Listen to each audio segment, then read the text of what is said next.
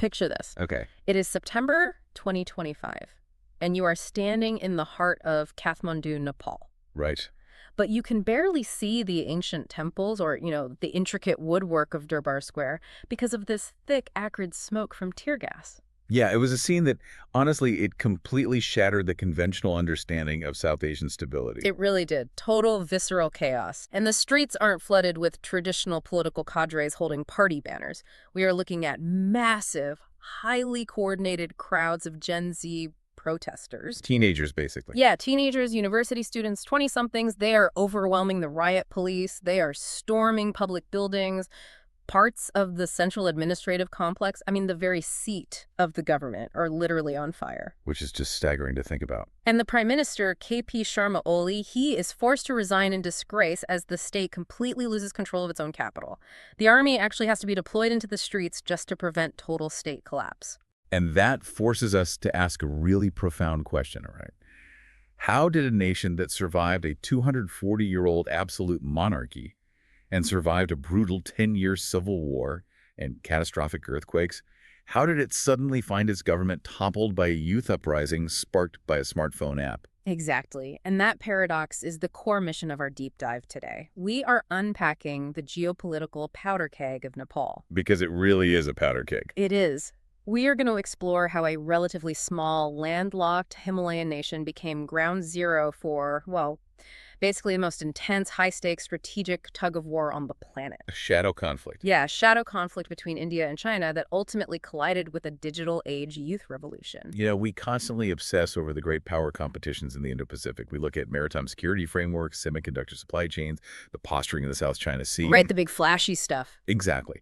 But the actual granular reality of multipolarity, the everyday mechanics of how superpowers wrestle for dominance, that is almost always decided in the buffer states. And we so easily overlook our closest neighbors. Assuming proximity just guarantees understanding. If you look at India and Nepal, the bonds are staggering. They go back centuries. Historical, geographical, cultural, economic ties. You can literally walk across the border without a visa. They share deep structural cooperation in infrastructure, health, rural development. But as the fires in Kathmandu proved, physical proximity and shared history do not guarantee harmony. In fact, they often breed a very specific type of resentment. Okay, let's unpack this. To really understand that resentment, we have to trace a relentless cause and effect chain. Because geography dictates geopolitics. Yeah. Economics dictates security. And a seemingly minor domestic policy decision in Kathmandu can ripple outward, forcing nuclear-armed neighbors to completely recalibrate their strategic posture in Asia. Right. So let's trace that chain back to the very first link. If we want to understand why the capital was burning in 2025, we have to examine the foundational architecture of the modern India-Nepal relationship. We have to go back to July 1950. The Indo-Nepal Treaty of Peace and Friendship. The big one. Yeah, this document is the absolute bedrock of everything that follows. It provides the legal and diplomatic framework for bilateral relations, establishing what is officially termed a special relationship. So let's contextualize 1950 for you listening. The ink is barely dry on India's independence. Right, just a few years out. And the geopolitical tectonic plates of Asia are violently shifting.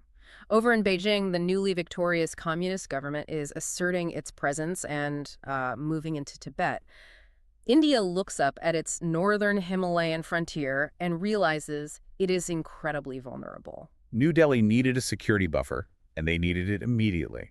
So the 1950 treaty was designed to lock Nepal into India's security orbit without formally annexing it or calling it a strict military alliance. There are 4 main provisions in this treaty that literally dictate the lives of millions of people today. Let's do a quick rapid revision recap of those because they are crucial. Let's do it. First, both nations must respect each other's sovereignty. Simple enough. Second, and this is the big one, they must accord reciprocal rights to each other's citizens. Okay, wait. What does that mean in practice?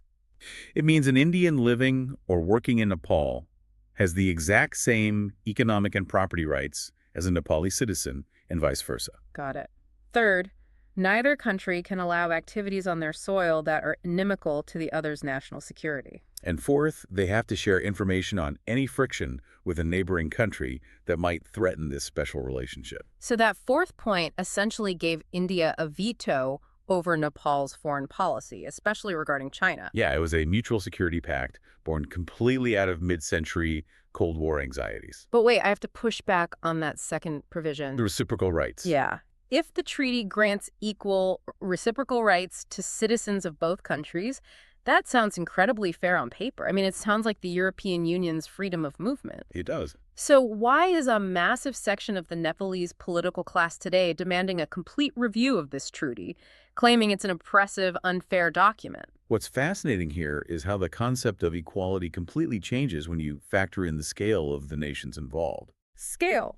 Right. On a piece of parchment, reciprocal rights are perfectly balanced. But step into the real world.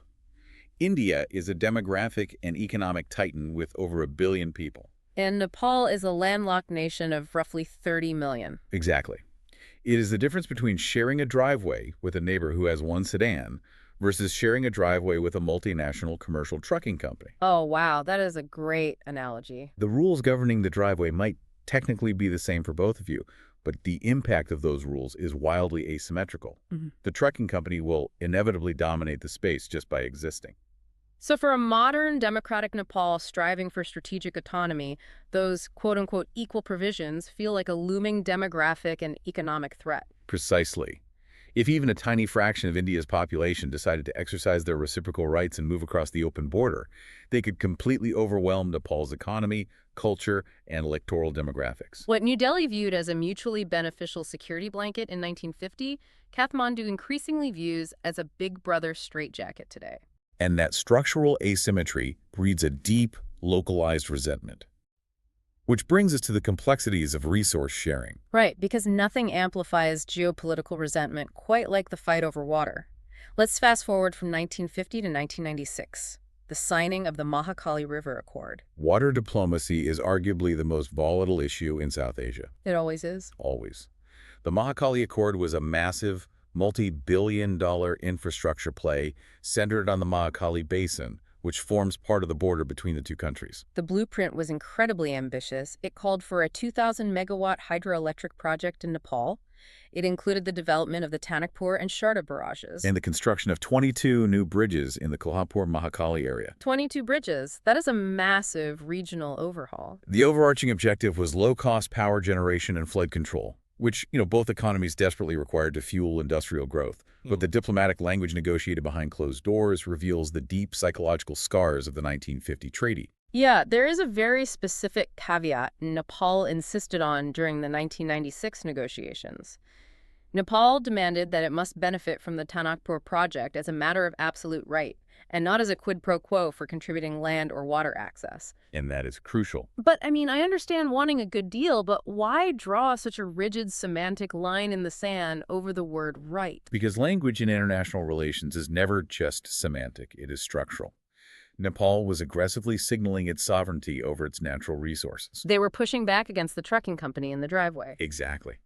They were explicitly telling New Delhi, hey, we are not merely a piece of elevated real estate that you can lease to solve your energy deficit. We are a sovereign, equal partner. We demand equity in this project as a foundational, inalienable right, not as a negotiated concession you are generously handing down to us. To really grasp the stakes here for you listening, imagine a dispute over property lines and water runoff with your next-door neighbor. Now, amplify the stakes by several $billion. It involves incredibly complex geological surveys. Right, and it requires massive capital investment that neither country can easily afford to lose. But more importantly, it is deeply, viscerally emotional for the local rural populations. Because building a 2,000-megawatt dam doesn't just generate electricity. No, it alters the flow of rivers, it floods ancestral lands, and it displaces thousands of incredibly vulnerable people who are already living on the margins of extreme poverty. And that localized trauma is exactly what transforms an infrastructure project into a geopolitical vulnerability. When you combine the historical baggage of the 1950 treaty with the emotional and physical disruption of massive resource sharing in the 1990s, you create a deeply fragile domestic environment. You create a vacuum of state legitimacy. And that vacuum leads us directly into the darkest chapter of Nepal's modern history. Because building a dam in 1996 didn't just alter the river, it stoked the localized anger that a budding radical movement was preparing to weaponize. 1996 wasn't just the year of the Water Accord, it was the trigger event for a decade of bloodshed. Let's talk about the Maoist insurgency. This is one of the most significant domestic conflicts in modern South Asian history. In 1996, the Communist Party of Nepal launched a violent, organized armed struggle with a singular, radical objective. To completely overthrow the 240-year-old absolute monarchy and establish a people's republic. Let's look at the root causes here, building out that answer framework we always look for. The trigger is the launch of the armed struggle. But the root cause wasn't just an ideological debate in university classrooms in Kathmandu. No, the insurgency found its oxygen in the deep, systemic failures of the state.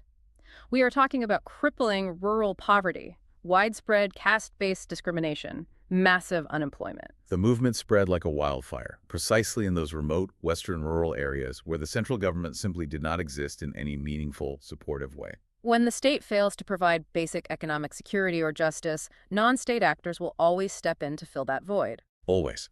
And the government's initial response was a heavily militarized police crackdown. This is a classic counterinsurgency failure. Indiscriminate force only validated the Maoists' narrative that the state was an oppressive enemy. And so the violence escalated rapidly. Mao's cadres pushed further out of the remote hills and began contesting territory closer to the urban centers. Eventually, the regular police were totally overwhelmed. And the government had to deploy the Royal Nepal Army, which transforms a rural insurgency into a full-blown civil war. It tore the country apart and absolutely devastated the national economy for a decade, from 1996 to 2006. Entire swaths of the countryside fell under a parallel Maoist government. And this is where the domestic bleeds into the geopolitical. India simply cannot afford a burning house on its longest, most porous border. The threat of Maoist ideology spilling over into India's own underdeveloped regions forced New Delhi to actively intervene, not with troops, but with diplomacy. Which brings us to the 12-point peace deal in 2005.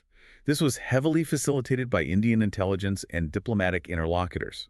That peace deal is a masterclass in conflict resolution, but it was incredibly precarious. It established 4 fundamental pillars for a new Nepal. Let's do an active recall of those pillars, because they set the stage for the 2025 collapse. Okay, pillar 1. First, the total abolition of the monarchy and the transition to a multi-party democracy. The God King was gone. Pillar 2. The holding of nationwide elections to form a constituent assembly whose sole job would be to draft a brand new, inclusive constitution. Pillar 3. Inviting the United Nations and international observers to monitor the elections and the disarmament process, because the trust deficit between the warring parties was absolute. And pillar 4. This is the one that truly tests the limits of statecraft. Right. The rehabilitation and integration of battle-hardened Maoist rebel cadres directly into the regular Nepal army and the paramilitary forces. Wait, pause on that. I know, right? Think about the security implications here. How does a sovereign state just absorb thousands of radicalized insurgents people who were actively trying to kill government soldiers yesterday into the very military infrastructure they were fighting? How did that not lead to an immediate violent coup from within the barracks? It is an agonizing multi-year process fraught with tension. It worked primarily through extreme international oversight, deep compromises on officer ranks, and honestly, the sheer exhaustion of all parties involved. But the Maoists realized they couldn't take the capital by force. And the army realized they couldn't eradicate the insurgency in the hills. They were locked in a bloody stalemate. Integration was the only alternative to endless war. It's a staggering achievement when you think about it. By 2008, the transition is formal. Nepal is officially a federal democratic republic. There is a massive, palpable upsurge in socioeconomic aspirations. A true rise of people's power and political consciousness spreading all the way down to the grassroots level. But, tearing down an old system is always easier than building a new one. The Constituent Assembly elections were finally held in 2013. And then for 8 agonizing years, this newly empowered, incredibly diverse political class painstakingly negotiated, argued, and drafted the new constitution. 8 years of bitter political horse trading. And finally, on September 20th, 2015, the new constitution is formally adopted. But instead of this beautiful, unifying Mandela moment, the promulgation of the Constitution instantly triggers a massive geopolitical fracture. This is a textbook example of how domestic disenfranchisement invites foreign crisis. So what happened? The new constitution was championed by the traditional political elites in Kathmandu, but it was vehemently rejected by one critical demographic, the Madhese-based political parties from the Terai region. Okay, for geographic context for you listening, the Terai region is the flat, fertile, southern lowland area of Nepal that directly borders India. It is the economic breadbasket of the country. Culturally, linguistically, and economically, the people of the Terai, the Madheses, are intimately linked to the Indian states of Bihar and Uttar Pradesh just across the border. Right. They looked at this new constitution, which took 8 years to write, and concluded it was structurally rigged against them. They argued that the new provincial boundaries and the citizenship laws were heavily gerrymandered to favor the hill residents. The traditional high-caste ruling class of Kathmandu. Exactly. The Madheses felt they were being permanently locked out of proportional political representation in the new republic they actually helped fight for. Feeling entirely ignored by the Kathmandu elite, the Madhese parties launched fierce protests in August 2015 to physically prevent the adoption of the constitution. And when the government rammed it through anyway on September 20, the situation exploded. The Nepalese security forces used incredibly harsh, repressive measures to break the protests, resulting in dozens of deaths. And in response to that state violence, the Madheses played the most devastating card they had. They leveraged their geography. They established a complete physical blockade of the border checkpoints. Let's talk about the mechanics of this blockade. Starting in September 2015, the movement of all goods, all supplies, all fuel, and all medicine from India into Nepal completely ceased. None of it got through. Nepal is landlocked. The Himalayas to the north are practically impassable for bulk commercial freight. The southern border with India is their only viable lifeline to the global economy. And suddenly that lifeline is severed. We are talking about hospitals running out of life-saving drugs. A total halt to construction, transportation, and basic daily commerce. People were cooking with firewood in the capital because cooking gas was completely gone. The humanitarian suffering was immense, but the geopolitical fallout was a monumental strategic disaster for New Delhi. Because the Nepalese public didn't just blame the Madhese protesters sitting on the border, they blamed the Indian government. If we connect this to the bigger picture, the overwhelming perception in Kathmandu, fueled by nationalist politicians, of course, was that the Madhese blockade was entirely orchestrated, or at least heavily facilitated, by India. The belief was that New Delhi was choking Nepal's economy to force Kathmandu to amend the constitution to favor the India-friendly Terai region. It is like watching your house catch on fire. Your best friend, who happens to own the only fire hydrant on the street, casually leans against it, crosses their arms, and pretends they can't figure out how to turn the valve. That's a brutal image, but it's exactly how it felt. Whether India actively organized the blockade or just passively allowed it to happen on their side of the border, the outcome was identical. The resentment that bred was profound, toxic, and generational. And this wasn't a minor diplomatic hiccup. It was a complete paradigm shift. The perceived heavy-handedness of India evaporated decades of hard-won goodwill among the Nepalese hill population in a matter of weeks. And that evaporated goodwill created a massive, sucking political vacuum. Fast forward to the 2018 elections. The direct result of the 2015 blockade was a landslide victory for an alliance of two Communist Party factions in Nepal. And they didn't win by promising better agricultural subsidies. No, they won by running on a fierce, unapologetic, anti-Indian nationalist platform. They weaponized the trauma of the blockade to take power.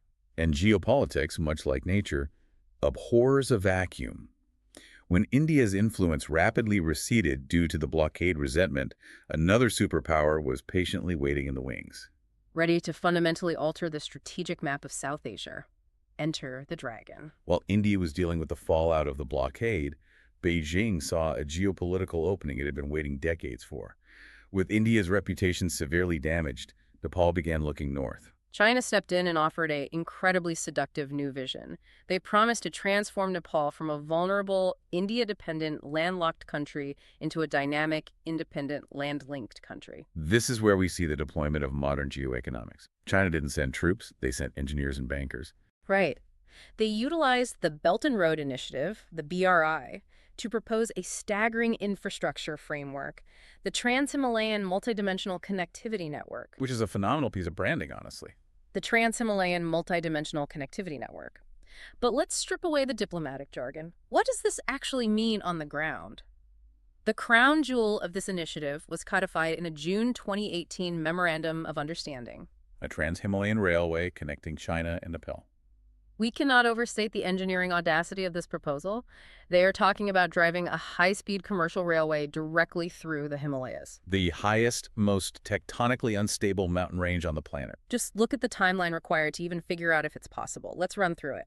The project was revived in August 2022. By April 2023, preliminary surveys began. Then in December 2023, specialized Chinese technical teams arrive in Nepal for detailed reconnaissance. And in 2024, they initiated the heavy geological and spatial technical studies. And those studies alone are scheduled to take 42 months to complete. Think about that. 3.5 years of relentless drilling, seismic testing, and spatial mapping just to produce a document that says whether or not the rock will immediately collapse if they try to bore a tunnel through it. But the strategy isn't just about a single train line. The multidimensional part of the network includes a massive upgrade of the Arunachal Highway.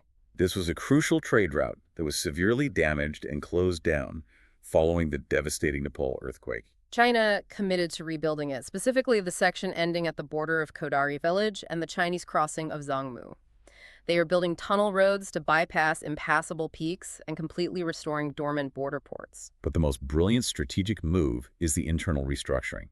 China isn't just building roads to the border, they are financing internal Nepalese infrastructure. The economic corridors, right? Yes, the development of the Koshi Economic Corridor, the Karnali Economic Corridor, and the Gandaki Economic Corridor. Why is that internal development so critical to Beijing's broader China strategy? Because it rewires the economic gravity of the country. Historically, all of Nepal's internal trade routes flowed south toward the Indian border, because that's where the markets and the ports were. That makes sense. By building these east-west and north-south corridors funded by Chinese capital, Beijing is slowly attempting to reorient the entire Nepalese economy to flow north toward Tibet. But the reality of geoeconomics eventually collides with the balance sheet. The estimated cost of just the Nepalese section of this trans-Himalayan railway is staggering. We are looking at a price tag somewhere between $2.7 billion and $5.5 billion US dollars. For a country with Nepal's GDP, taking on that level of sovereign debt is financial suicide. And Kathmandu is not blind. The political class in Nepal watched exactly what happened in Sri Lanka. They saw the Sri Lankan government default on massive Chinese loans for the Hambantota port, resulting in China taking a 99-year lease on a sovereign strategic asset. That is the textbook definition of the debt trap. It's the macroeconomic equivalent of a predatory mortgage. A foreign power offers to build a billion-dollar mansion on your property with zero money down. But buried in the fine print is a clause stating that if you miss a payment because your economy doesn't grow as fast as they projected, they legally repossess your entire plot of land. Nepal recognized this threat. So the previous Nepalese government drew an absolute, non-negotiable red line. They explicitly informed Beijing that they will only accept the railway link and any major BRI infrastructure projects if they are structured as outright grants or highly concessional soft loans. They flat out refuse to accept regular commercial loans. Which places Beijing in a fascinating strategic dilemma. China desperately wants the geopolitical victory of pulling Nepal firmly into its orbit. Containing India's growing influence in the Indo-Pacific is a core objective for Beijing. Securing a land-linked Nepal is a massive step toward that goal.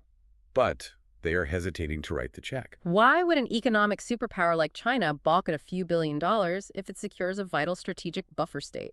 Because of the precedent it sets for global supply chain diplomacy. The Belt and Road Initiative spans dozens of countries across Asia, Africa, and Latin America.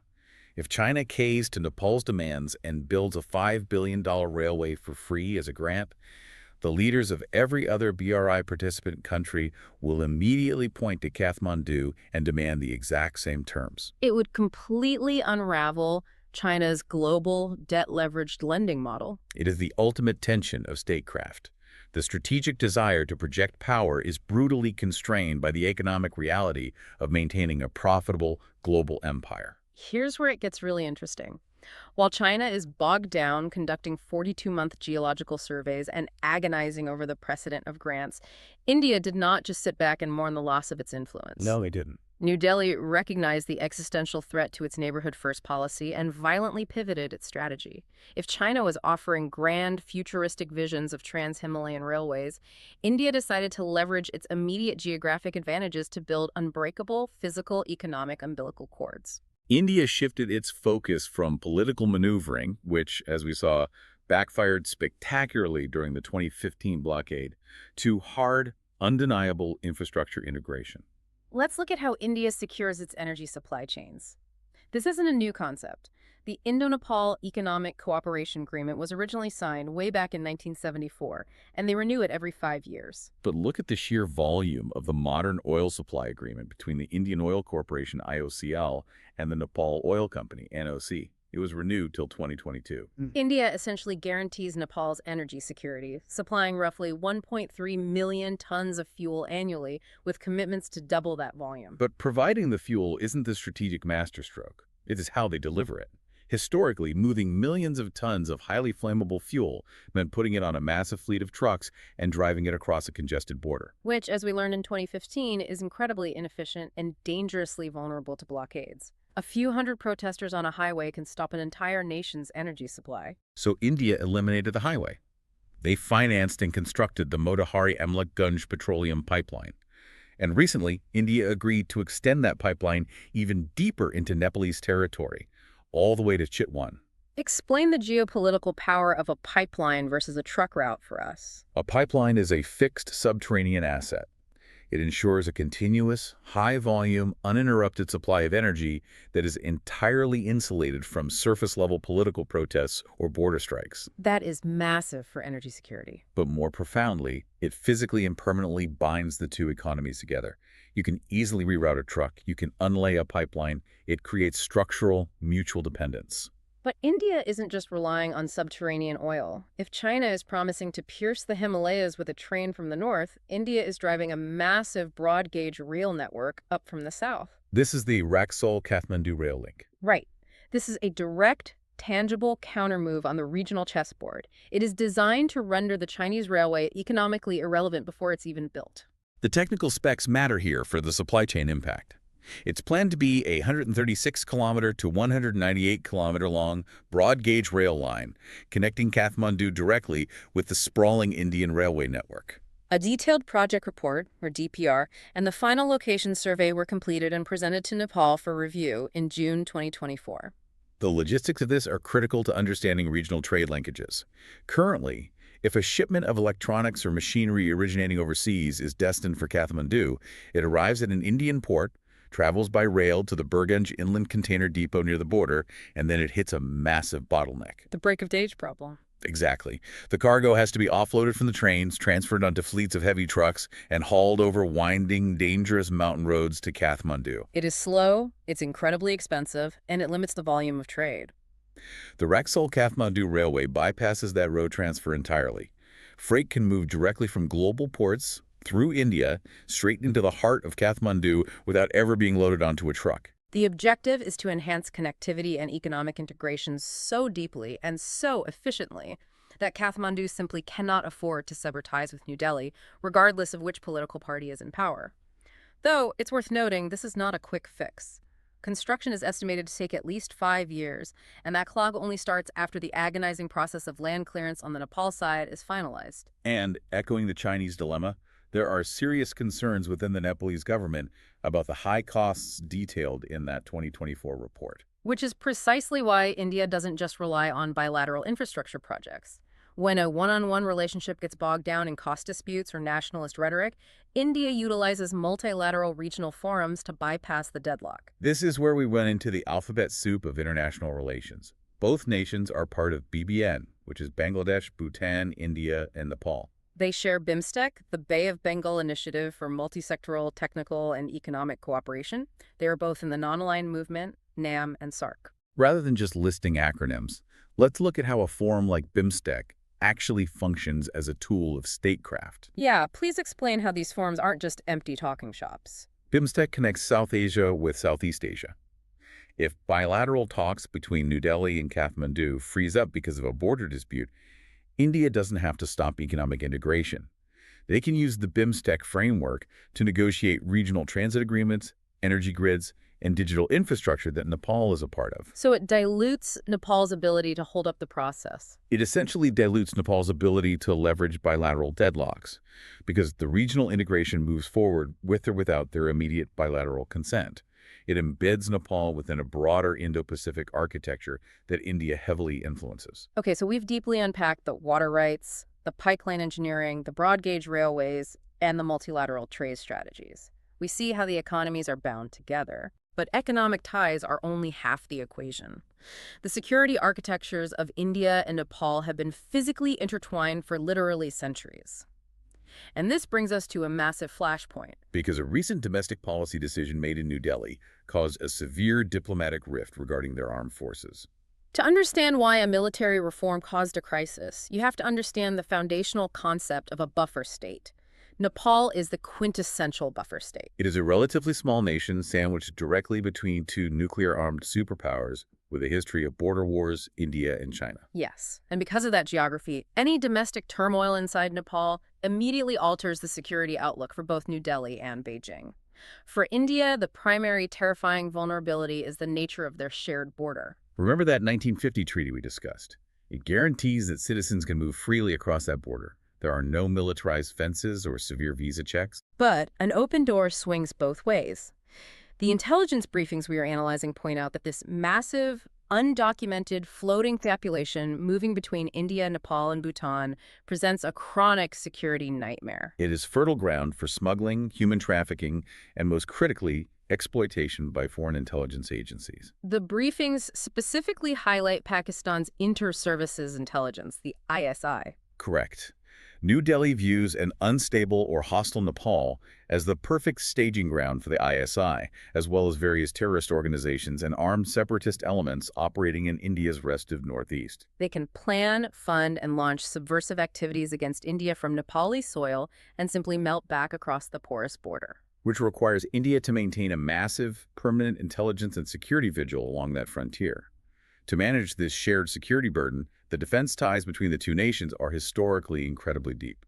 The Indian Army and the Nepal Army conduct an annual, large-scale, battalion-level joint exercise called Surya Kiran, alternating locations between the two countries to ensure interoperability. India also provides roughly 250 training slots every single year for Nepal Army personnel in elite Indian military institutions, heavily subsidizing their equipment and modernization efforts. But those are just institutional ties. The deepest tie, the one steeped in blood, culture, and centuries of history, is the tradition of the Gorkha soldiers. The Gorkhas are world-renowned for their martial skill, bravery, and absolute loyalty. The mechanics of how they serve in foreign armies goes back to the 1947 tripartite agreement between India, Nepal, and the United Kingdom. Let's do a quick timeline check here. When India finally gained independence from the British Empire in 1947, they had to dismantle the colonial military apparatus. They had to figure out how to divide the Gorkha soldiers who were serving in the British Indian Army. The 1947 agreement dictated a specific split. 4 regiments, the 2nd, 6th, 7th, and 10th, were transferred to the British Army, where they still serve today. 6 regiments, the 1st, 3rd, 4th, 5th, 8th, and 9th, remained with the newly independent Indian Army, and India raised an 11th regiment shortly after independence. This agreement laid out incredibly specific terms and conditions for Nepal-domiciled Gorkha soldiers serving in the Indian Army. It guaranteed their pay, their treatment, and crucially, their lifelong post-retirement pensions. This system functioned flawlessly, uninterrupted, for 75 years. It survived wars, political assassinations, and civil unrest. Until 2022. The trigger event was a domestic Indian policy called the Agnipath scheme. For those unfamiliar with Indian defense policy, Agnipath was a sweeping, radical military reform. The Indian military was facing a crisis, the average age of their soldiers was too high, and their long-term pension burden was eating up massive portions of the defense budget, leaving very little room for technological modernization. So instead of a traditional career-long commitment of 15 to 20 years, the new recruits called Agniveers would only serve for a strict 4-year term. After 4 years, only the top 25% are retained for longer career service. The remaining 75% are discharged and sent back to civilian life with a lump sum payment, but absolutely no lifelong pension. It was a highly controversial reform within India itself, sparking protests. But when New Delhi applied this new 4-year no-pension model to the recruitment of Nepali Gorkhas, it caused an immediate, severe diplomatic crisis with Kathmandu. Nepal reacted forcefully. They completely halted all Gorkha recruitment rallies for the Indian Army on their soil. They argued that this new short-term entry system fundamentally violates the spirit and the letter of the original 1947 tripartite agreement. The Nepalese government stated that such a drastic change to a 75-year-old treaty required formal, bilateral parliamentary approval and extensive political consultations, not just a unilateral memo from New Delhi. But we have to look past the legal semantics of treaty violations. The true crisis here is the socio-economic survival of rural Nepal. You asked earlier how a budgetary reform in the Indian Defense Ministry could accidentally crash the economy of a neighboring country. This is the ultimate example of trade security linkages and geoeconomics. We have to talk about the remittances. Exactly. The remittances sent home by Nepal-domiciled Gorkha soldiers serving in India and the lifelong pensions paid to retired veterans are a massive, highly sustainable engine for the Nepalese economy. The data on this is wild. These funds don't just pay for basic groceries. The monthly pension checks arriving from Indian banks significantly drive social modernization in incredibly isolated Himalayan villages. That money spurs local entrepreneurship. A retired soldier opens a shop or buys a tractor. It funds higher education for the next generation. It is a reliable pillar of regional economic development that the central government in Kathmandu simply cannot match. But the economic loss is only half the story. The true strategic loss for India is the destruction of social capital. Retired Indian Army personnel ranging from private soldiers all the way up to retired generals living as ex-servicemen in Nepal act as crucial organic goodwill ambassadors for India. They are the human bridge. Precisely. In remote, far-flung valleys, where formal diplomats from New Delhi never step foot, these veterans maintain deep people-to-people ties. They advocate for Indian interests naturally within their communities. By implementing the Agnipath scheme and abruptly cutting off the pipeline of career soldiers and future pensioners, India inadvertently threatened a vital economic lifeline of rural Nepal. They essentially alienated their most loyal demographic. So you have the Agnipath scheme freezing the flow of soldiers and capital. But remarkably, at the exact same time, another massive dispute emerged that paralyzed diplomatic relations entirely. And this one wasn't about future military doctrine. It was a furious fight over a 200-year-old piece of paper. The Kalapani territorial dispute. To understand the sheer absurdity of this, we have to go back way further than the 1950 treaty. We have to go back to the year 1816, the Sugali Treaty signed between the Kingdom of Nepal and the British East India Company after the Anglo-Nepalese War. That treaty established the Kali River, also known as the Mahakali, as the formal western boundary separating Nepal from British India. Which seems perfectly straightforward. A river is a natural border, until you try to apply 19th century colonial cartography to the physical, geological realities of the high Himalayas. The entire dangerous conflict centers on one highly technical, almost farcical question. Where exactly does the Kali River originate? Wait, I have to stop you. Are you telling me that two nuclear-armed superpowers and a sovereign republic are risking a massive regional border conflict because 19th century British mapmakers couldn't agree on where a specific stream bubbled out of the ground? Yes, because rivers in the Himalayas do not start at a single neat point on a map.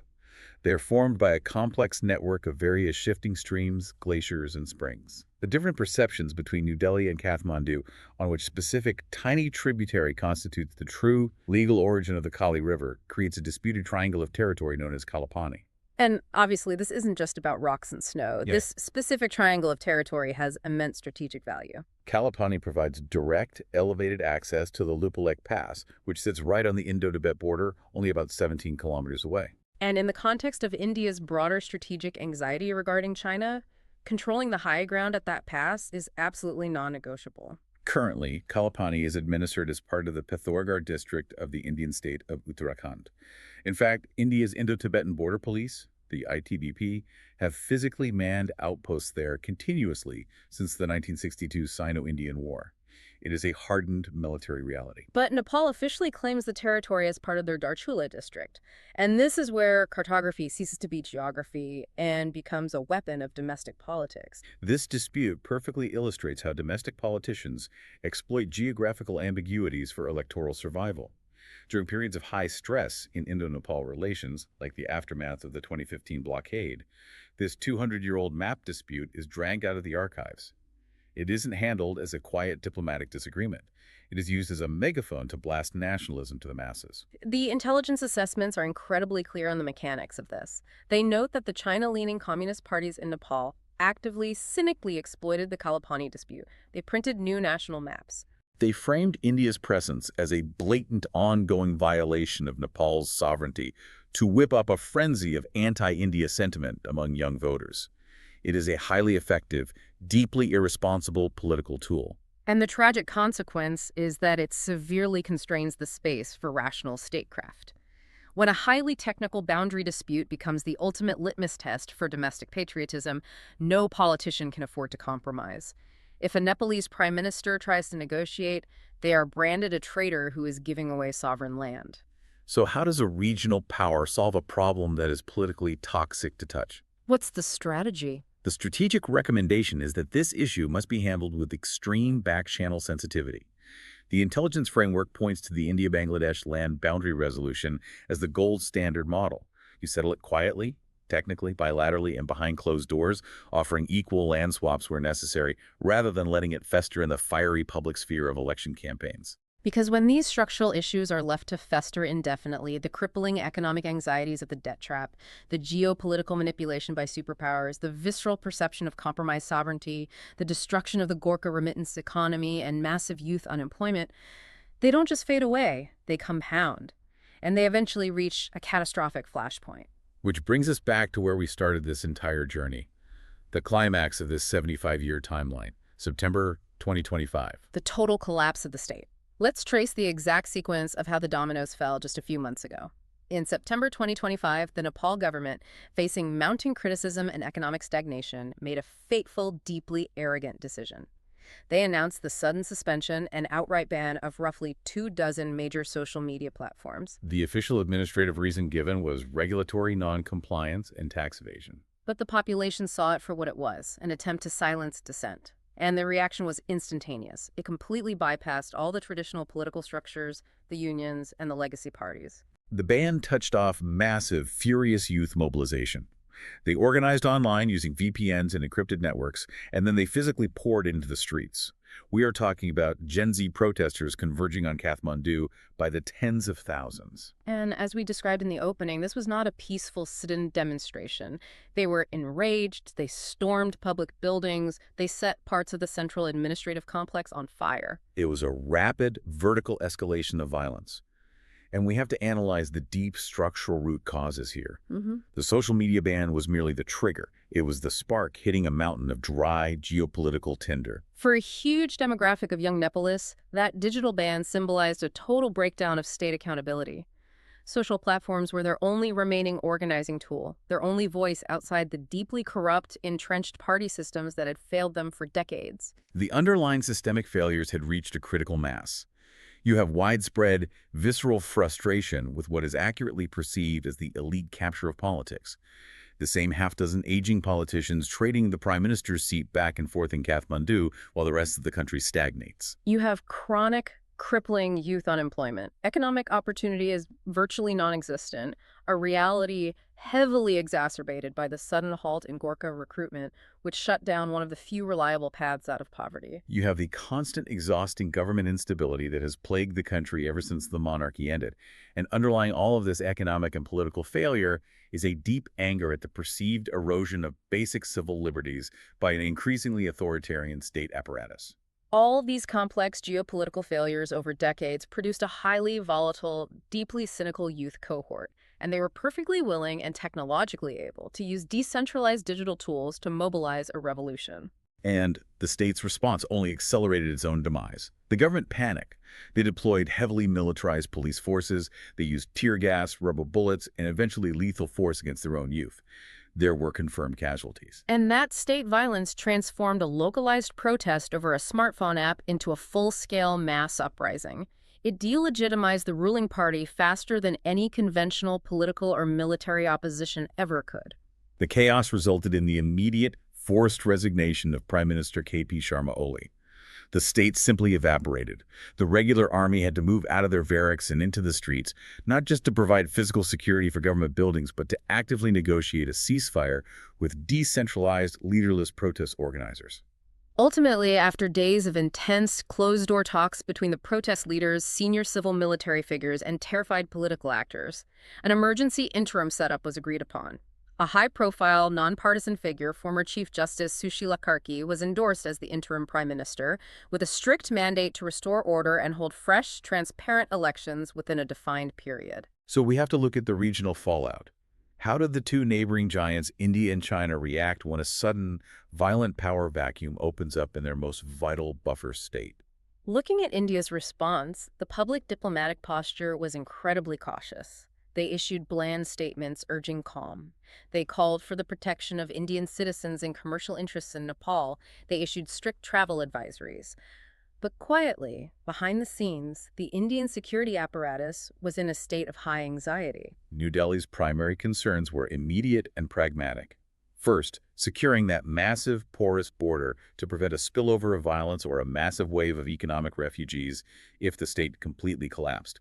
Second, ensuring the continuity of cross-border trade and protecting those vital pipeline and railway infrastructure projects we discussed. But the overriding fear in New Delhi was geopolitical. They were terrified that an aggressive Chinese political outreach campaign might exploit the chaotic vacuum in Kathmandu to install a deeply pro-Beijing proxy government. And what is fascinating is China's actual response. Their public posture was equally restrained, heavily focused on the rhetoric of maintaining order and stability. They did not immediately try to install a proxy. Their main objective was purely economic, protecting their immense sunk costs in infrastructure, the hydropower projects, and the fragile BRI linkages. The intelligence assessment suggests that China will seek to recalibrate its influence now through quiet diplomatic outreach and massive economic incentives rather than overt, risky political intervention. They essentially want to ensure their physical access to Nepal remains uninterrupted, regardless of whether a communist, a Democrat, or a former Chief Justice is sitting in the Prime Minister's chair. It is a breathtaking sequence of historical events that completely redefines our understanding of national security. Let's do a quick revision recap of the massive journey we just took. We started in 1950, exploring how a friendship treaty designed to secure borders instead sowed the deep seeds of demographic asymmetry and resentment. We examined how a technical dispute over the Mahakali waters in 1996 paralleled a brutal Maoist insurgency that tore the rural countryside apart for a decade, ultimately leading to the stunning abolition of a 240-year-old God-king monarchy. We dissected the catastrophic geopolitical failure of the 2015 constitutional crisis and the subsequent blockade, which evaporated decades of Indian goodwill overnight and pushed a desperate Nepal directly toward Beijing. We tracked China's audacious multi-billion-dollar BRI railway ambitions drilling through the Himalayas and India's aggressive countermoves, replacing political influence with petroleum pipelines and broad-gauge rail links to bypass trade bottlenecks. We analyzed the tragic geoeconomics of how a domestic Indian military reform, the Agnipath scheme, accidentally severed a vital 75-year-old cultural and economic lifeline sustained by Gorkha soldiers. We saw how a 200-year-old cartographic error regarding the Kali River was weaponized by domestic politicians to whip up anti-India nationalism. And finally, we witnessed how all these simmering, decades-long tensions, economic stagnation, elite capture, debt trap fears, and geopolitical manipulation violently ignited in September 2025 when an arrogant social media ban triggered a Gen Z revolution that literally toppled the government in a matter of days. It's an incredibly intricate web of cause and effect, and it leaves us with one final, deeply provocative thought to mull over. Let's hear it. For the last 75 years, the great game in the Himalayas was fought with traditional tools of statecraft. It was fought with grand treaties, with massive hydroelectric dams, with cross-border petroleum pipelines, and high-altitude military border posts. It was a calculated game played exclusively by elite diplomats, aging politicians, and generals. But the 2025 revolution in Kathmandu proves that the future of geopolitical stability in the multipolar Indo-Pacific might not be decided by armies or established political parties at all. It might be decided by a frustrated, highly educated, fiercely independent, and digitally connected youth cohort that exists entirely outside the traditional political system. It forces every superpower to ask a fundamentally new question about the nature of modern statecraft. How do nuclear-armed neighbors secure a vital strategic buffer state when the most immediate existential threats to its stability aren't foreign invasions or shifting trade routes, but domestic youth unemployment and a ban on a smartphone app? It's a completely new paradigm. You can drill all the trans-Himalayan tunnels you want, you can lay thousands of miles of broad-gauge railway, and you can sign all the mutual defense treaties in the world. But if you do not understand the economic and digital aspirations of the young people actually living at the destination, all of that billion-dollar infrastructure is built on sand. Thank you for joining us on this deep dive. It is a stark, fascinating reminder of how closely interconnected the massive tectonic shifts in global geopolitics are to the device sitting right there in your pocket. We will catch you on the next one.